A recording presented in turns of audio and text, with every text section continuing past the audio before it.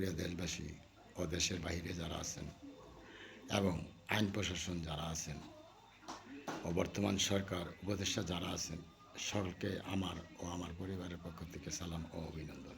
আশা করি সকলেই ভালো আছেন আল্লাহর রহমতে। আমি ভালো নেই, আমার পরিবারের লোকজনও ভালো নেই। এই ইয়াবার সম্রাট কুখ্যাত খুনি খোকন বাহিনীর হাতে জিম্মি আমাদের পুরা সমাজ। আমার উপর মিথ্যা মামলা, হামলা, অত্যাচার, জুলুম, নির্যাতন করেই যাচ্ছে এবং আমার পরিবারের উপর। আমি আইনের কাছে গিয়ে আশ্রয় পাই না, লোকের কাছে আশ্রয় পাই না। আমি কোথায় গেলে আশ্রয় পাব? আমাদের টঙ্গী পশ্চিম থানার প্রশাসন তাদেরকে ধরছেন না। খুন হইতে 30টির বেশি মামলা রয়েছেন এই খোকনের নামে এবং তার আপন ছোটো ভাই আরিফের নামে খুন হইতে 12-13টি মামলা। তার আপন বাসিতা সুমন মিয়া খুন হইতে 12-13টি মামলা।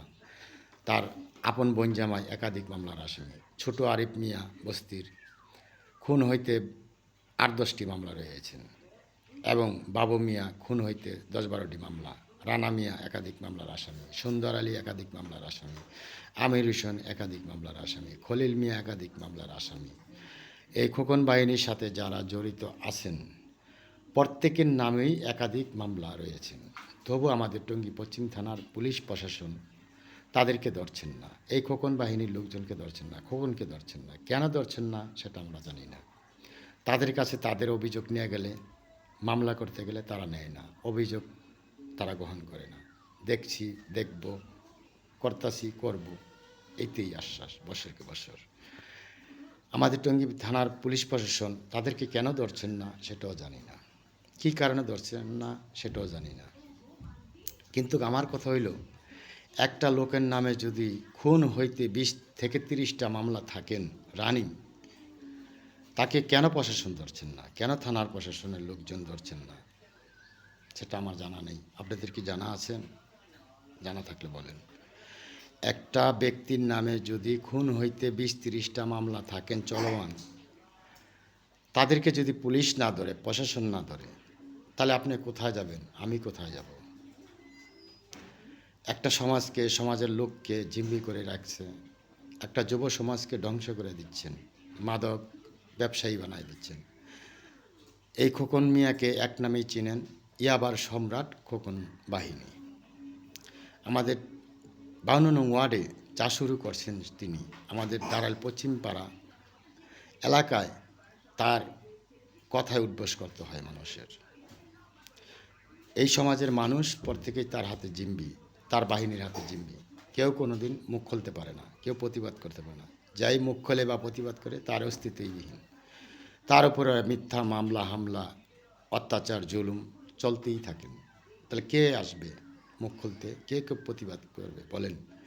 একমাত্র প্রশাসন ছাড়া তাকে দমানো মনে হয় কোনোভাবেই সম্ভব না। প্রিয় দেশবাসী ও দেশের বাহিরে যারা আছেন সকলে এই ভিডিওটা শেয়ার করে দিবেন এবং এই খোকন বাহিনীর বিচার আপনাদের মাধ্যমেই দিলাম, আপনারই করেন। কোথায় যাব, কার কাছে যাব এই খোকন বাহিনীর বিচার চাওয়ার জন্য, পাওয়ার জন্য? একটা সমাজকে ধ্বংস করে দিচ্ছেন, একটা সমাজের মানুষকে নষ্ট করে দিচ্ছেন। তাহলে আমরা কোথায় যাব বলেন?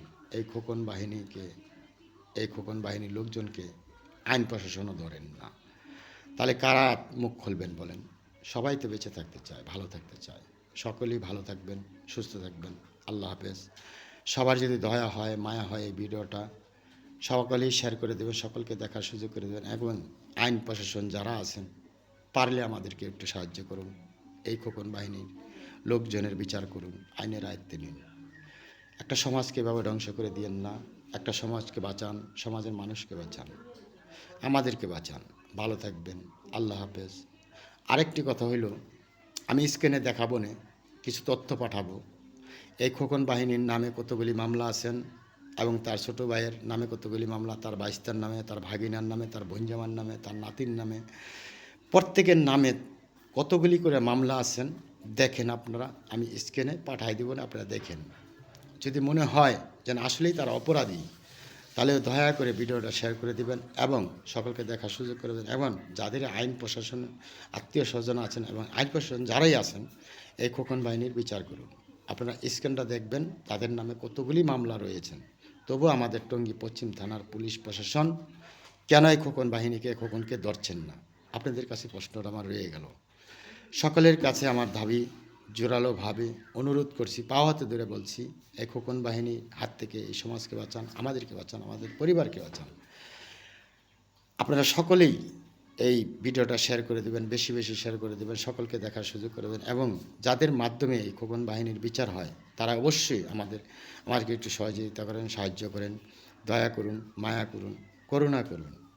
সবাই ভালো থাকবেন। আল্লাহ হাফেজ, আল্লাহ হাফেজ, আল্লাহ হাফেজ।